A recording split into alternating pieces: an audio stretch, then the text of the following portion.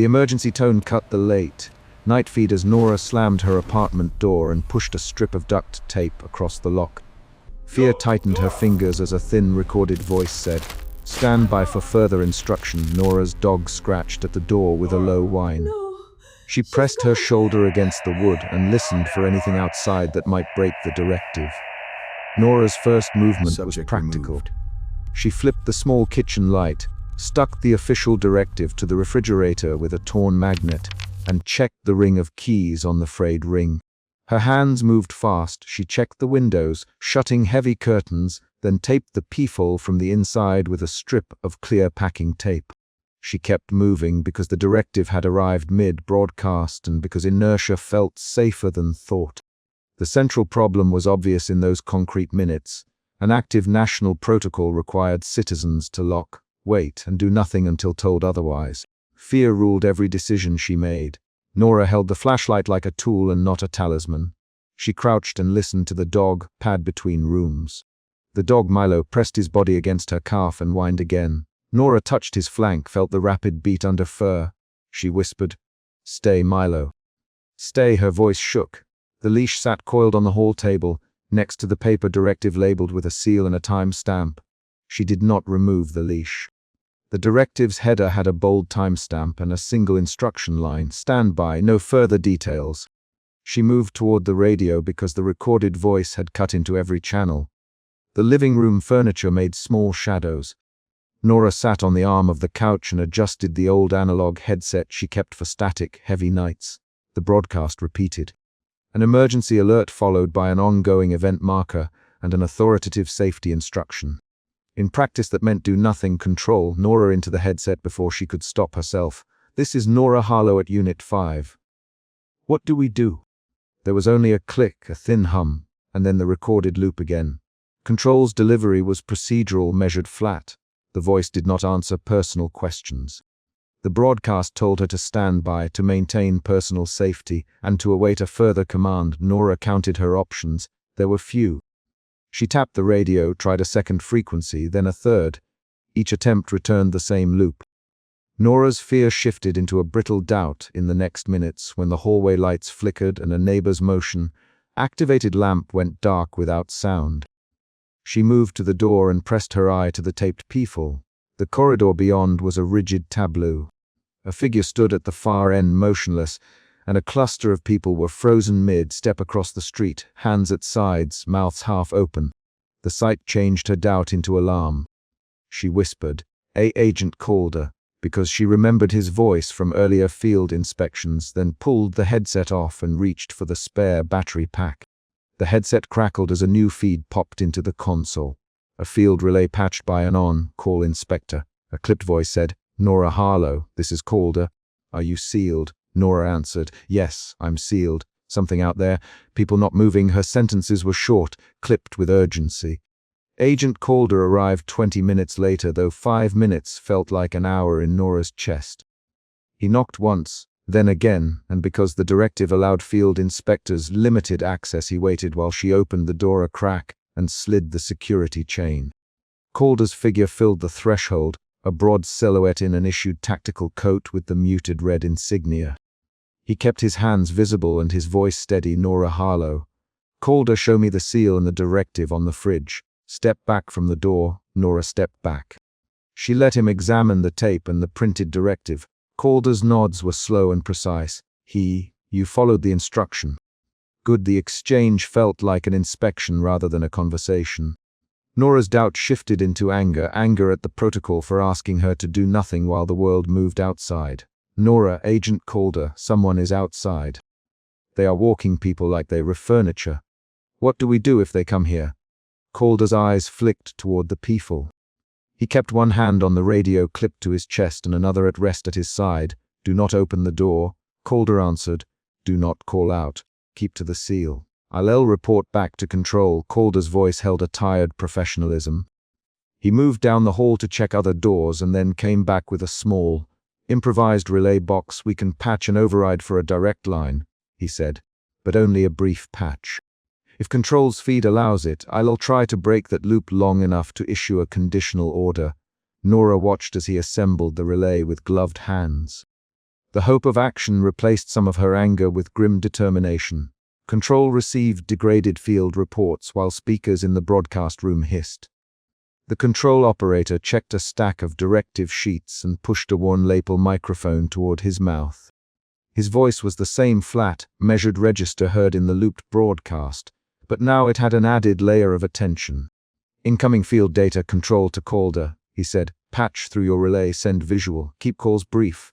Log everything." Calder's response was clipped, "Understood." Patch 1 through for 30 seconds, Calder moved out. Control watched a returning feed on a CRUT.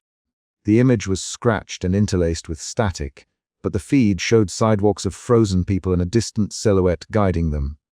The visual was concrete.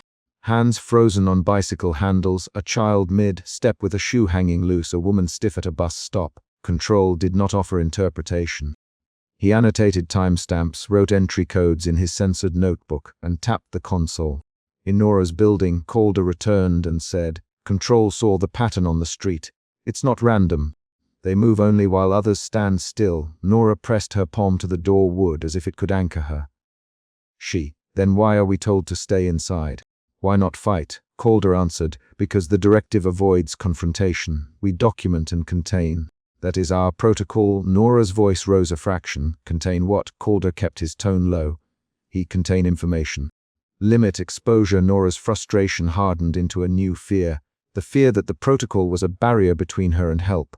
Nora moved to the peephole again. She pulled the tape back a hair and looked. The corridor held a vacuum of motion. Down the block, the silhouette paced slowly and touched frozen faces as if inspecting them. Calder leaned close and said, "Don't look too long. It catalogues when it can see you are watching." Nora snatched her eye away. Her behavior changed. She stopped checking the corridor obsessively and began counting time instead. Counting became action in the absence of other options.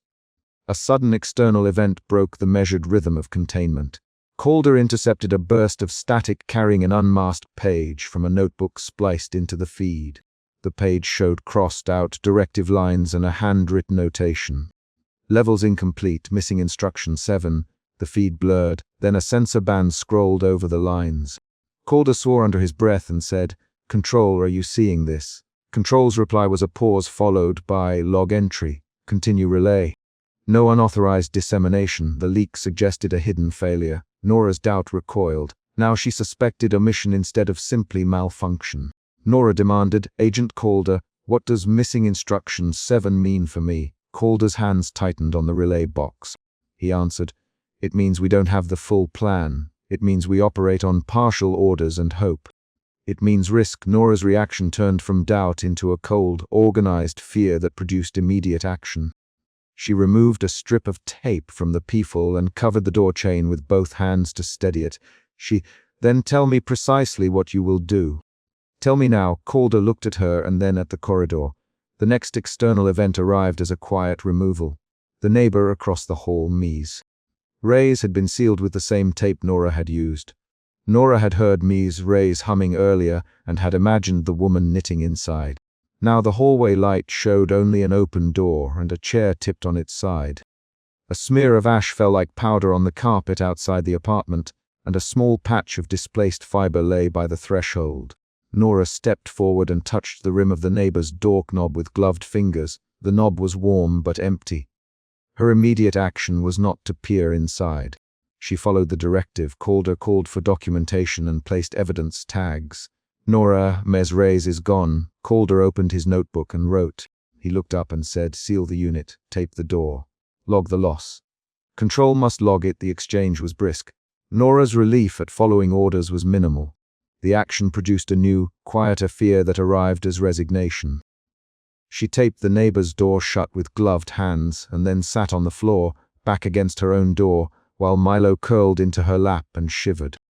Back at the control room, Control looped the broadcast with the standby directive and annotated the disappearance in a ledger. He listened to Calder's relay and then to a degraded intake from the street that showed more vacant clothes on benches where people had been sitting. Control made no moral statement. He recorded times, he marked losses, and he fed the same loop back to all channels. His pauses between lines became the script's punctuation. The emotion in the room shifted. procedural calm gave way to a private tightness in his shoulders. He tapped the microphone and said, "Log another missing unit. Update, code 3. He exhaled and returned the loop to the air. Nora watched the crut in the corner of her living room, where Calder had temporarily set a patched feed. A red emblem blinked in the static. The emblem matched the seal on her directive. She touched the sticker on the refrigerator with a thumb that trembled.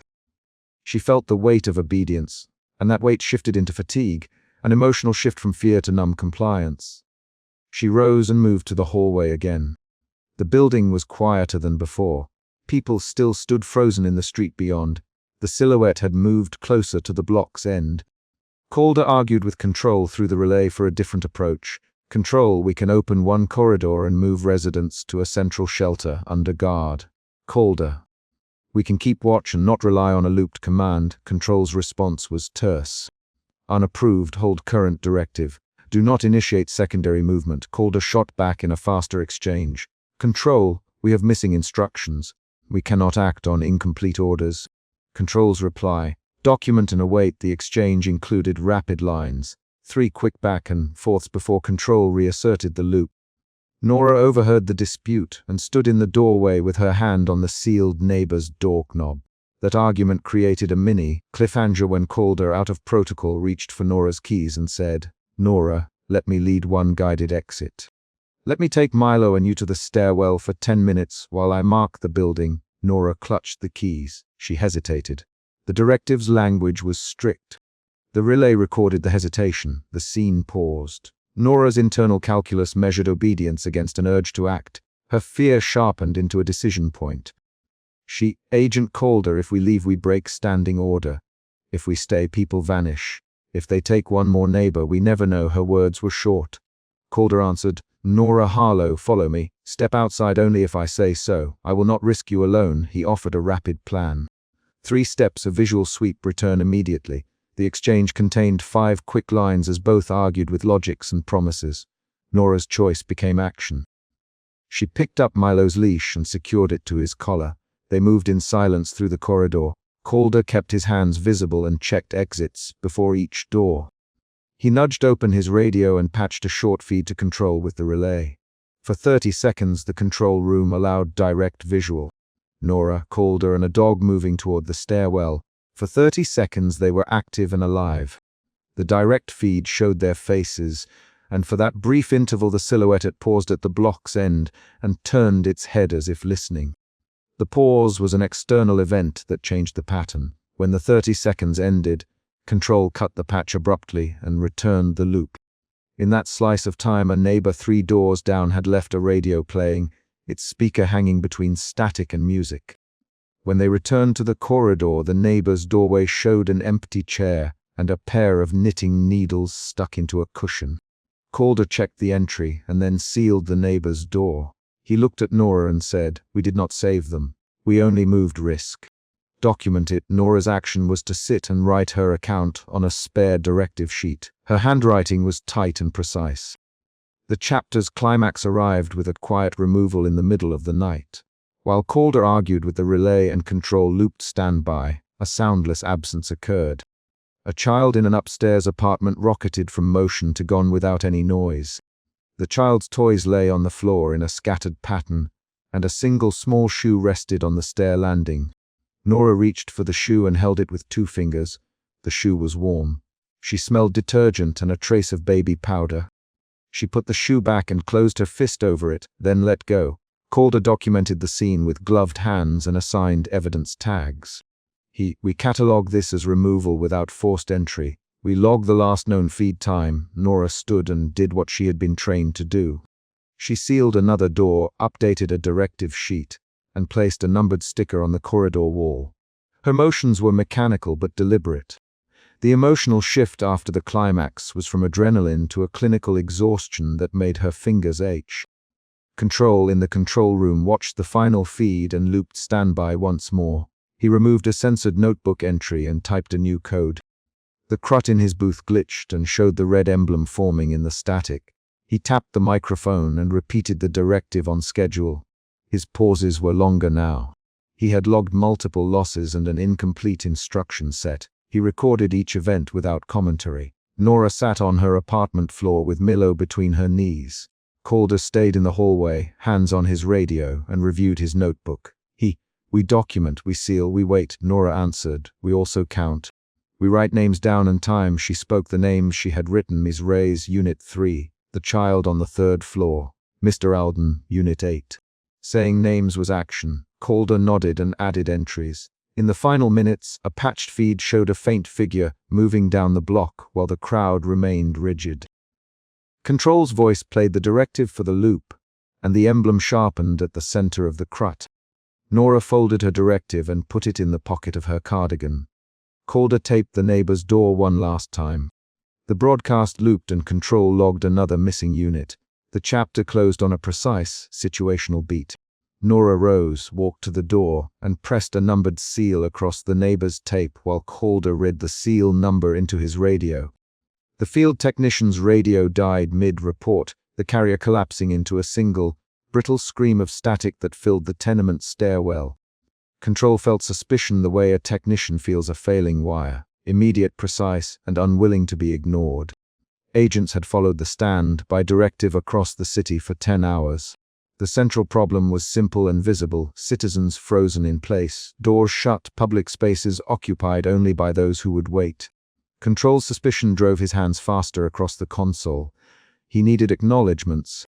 He needed pings and clear voice returns so the municipal system could keep people safe. Without them, obedience became a trap. Calder heard the radio cough and then nothing. Calder here, the field tech said, voice thin in the stairwell, we have a taped door, Unit 6B. The transmission cut. Calder hit his own radio and stepped against the stair lip, boots finding the worn concrete tread. He looked at the technician and said, report again. Now, the technician swallowed and tapped the handset. He had been the first to call in the jam at 2 a.m. And now the line failed while they waited for instructions to break the seal. This was the opening event. The entire morning pivoted on that single stalled feed. Control's station smelled of ozone and old paper. He rotated the monitor to bring the logs into a tighter grid and scanned the last 5 minutes. The console showed clusters of missing acknowledgements from precincts across the northern districts. Nora Harlow's household had pinged 3 times and then gone silent. In the archive, she was the same person who had pushed duct tape across her lock and let her dog press its muzzle against the wood. Control's suspicion hardened into a working hypothesis. The carrier was being interfered with, but the interference contained enough of the emergency tone that citizens still obeyed. Obedience without guidance created openings. Controlled you copy. The junior operator's voice was clipped, trying for steadiness. Control did not answer immediately. He rubbed the thin scar behind his left ear, a habit from years at consoles. He copy. I see a cluster of unacknowledged pings. Re-establish the relay attempted. Frequency jitter at +3. Hold pattern and patch mobile command with Calder. The junior operator repeated the instructions and began routing lines. Control listened to the static, letting small details form. A faint reversed cadence layered under the carrier, accounting rhythm in negative space. He heard the first emotion shift, suspicion to doubt, arrive in the way his fingers hesitated over the relay keys. Calder and the technician reached the landing outside Nora's apartment. The stairwell smelled of wet coats and old paint. Calder raised his hand and knocked twice hard, then stepped back.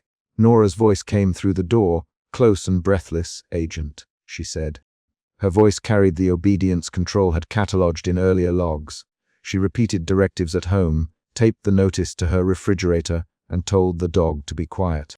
Calder, Nora Harlow, this is Agent Calder.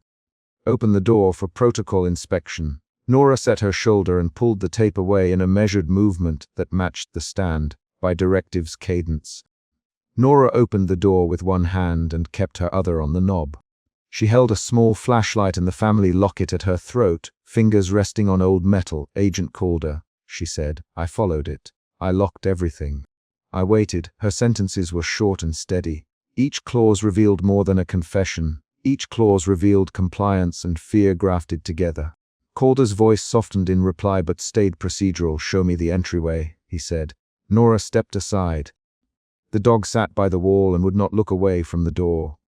Calder inspected the hallway while Nora watched the dog. He found shallow abrasions on the floor near the elevator, repeated scuffs arranged in an ordered line. He picked up a torn sticker of an emergency directive, the adhesive edge still clinging to dust, and said, "Someone moved through here with purpose." Nora reached for the sticker with a trembling hand and then let it fall back onto the console. "Purpose?" she asked. Calder's reply was functional, extraction patterns possibly.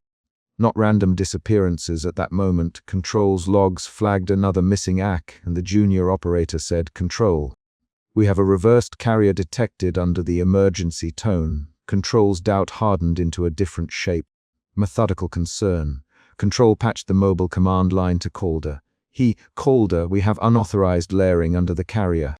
Reverse fragments and accounting cadence. Do you copy? Calder's voice came thin, close to the static copy.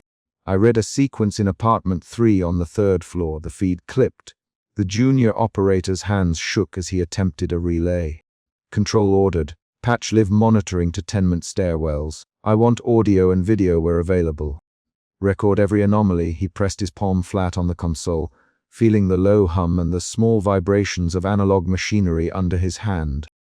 The emotion shifted then from doubt to a cautious alarm. Control's breathing shortened and his taps on the console accelerated.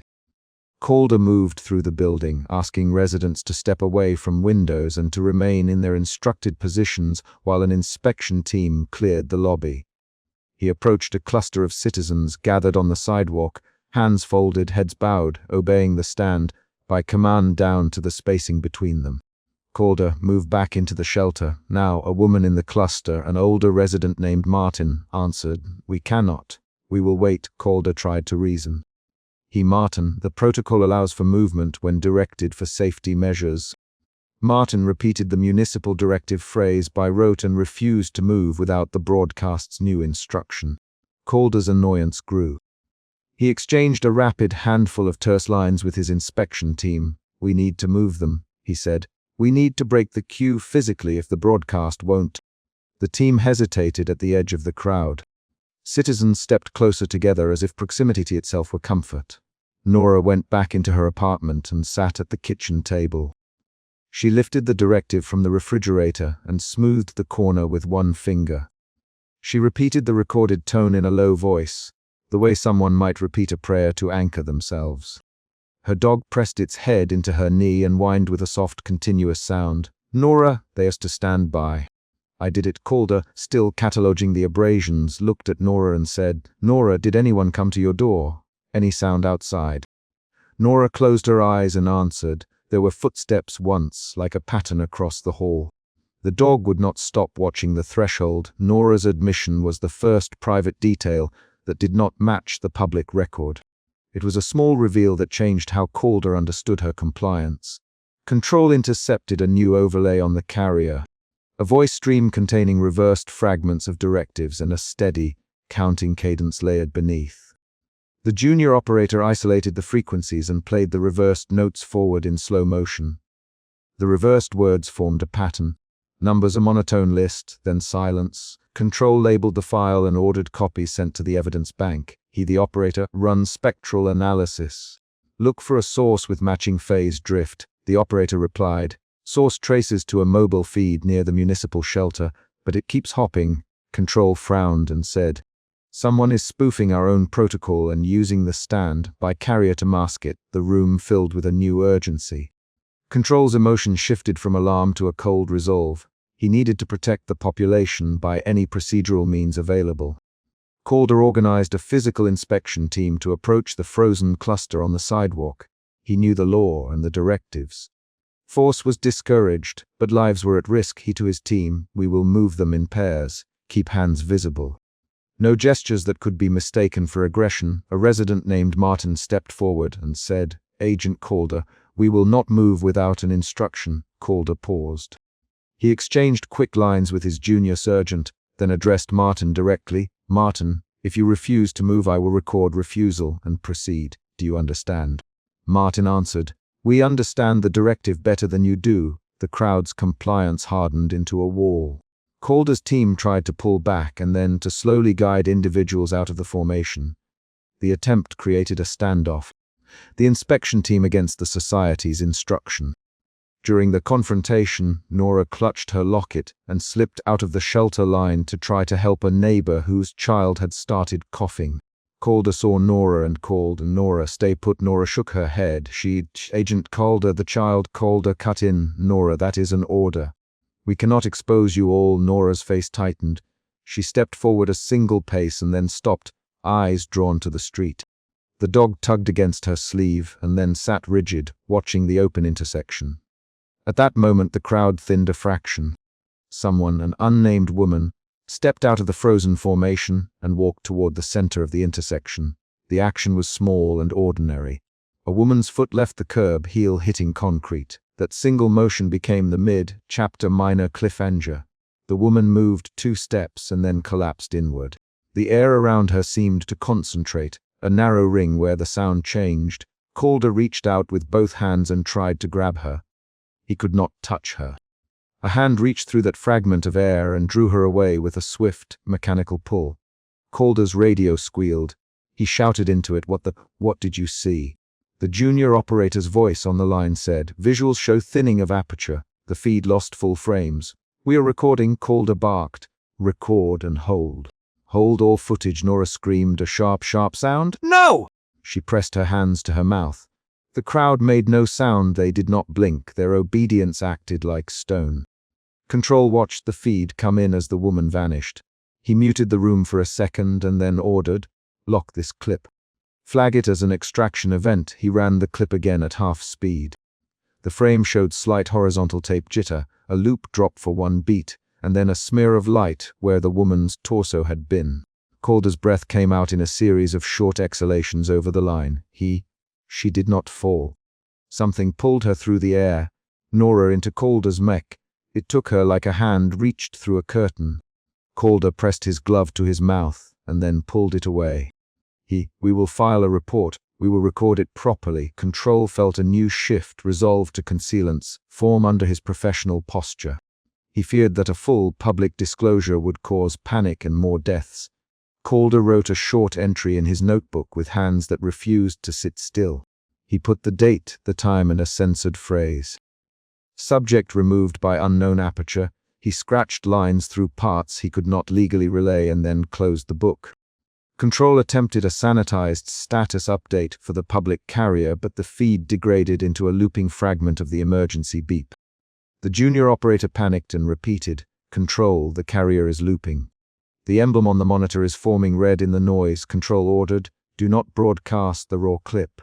Do not release unverified visuals. Hold for field team reports and evidence bank confirmation." Calder grunted over the line and said, "We cannot hold people frozen on the sidewalk. We will become targets if we wait." He was arguing not for procedure but for immediate movement to protect bodies. This confrontation became the chapter's enforcement conflict. Nora returned to her apartment with her dog pressed close. She kept the tape half on the door. "Agent Calder, I will stay if you ask me. I will stand by, but I will not watch people vanish." Calder, "Nora, if you leave the door open you risk contamination." Nora answered, "I am the risk I can choose. The child needs help." Calder's voice wavered. "Nora, I cannot authorize you to move." Nora looked at her hands, clenched the locket, and then punched in a line on the radio to ask for medical assistance. The radio spat nothing back. That was when she decided to make a small, concrete rebellion.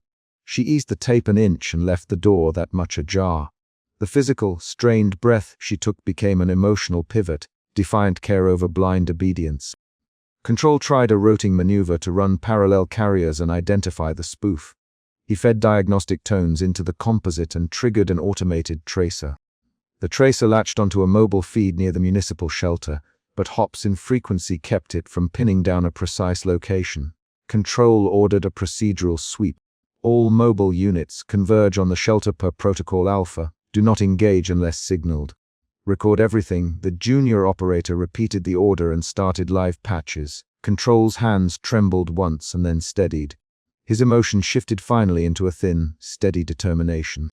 He would enforce procedure, he would document, and he would try to keep public speech under control, even as he thought of the woman drawn away at the intersection. Calder led his team to the shelter with a pair of recorded entries queued for the public feed. He moved citizens where they could be protected, into sheltered corridors against interior walls, away from windows and open spaces. He instructed team members to mark every person with a temporary adhesive tag for tracking. A resident named Martin resisted and questioned Calder aloud. "Why tag us?" Calder answered with short lines and no flourish. "So we know where you were when an event occurred," he said. "We are not moving you without cause. But we must be able to account for you." Martin's tone edged between anger and a brittle trust. He agreed reluctantly and let the team place the sticker at his collarbone. Back at the broadcast room, Control's console displayed a faint red eye in the static. The junior operator said, "It's forming again. The emblem is concentrating at low amplitude." Control watched the pattern and felt an old procedural reflex. If the symbol repeated, it indicated a repeated method. He labeled the file with a restricted tag and began a sanitized log for internal circulation only.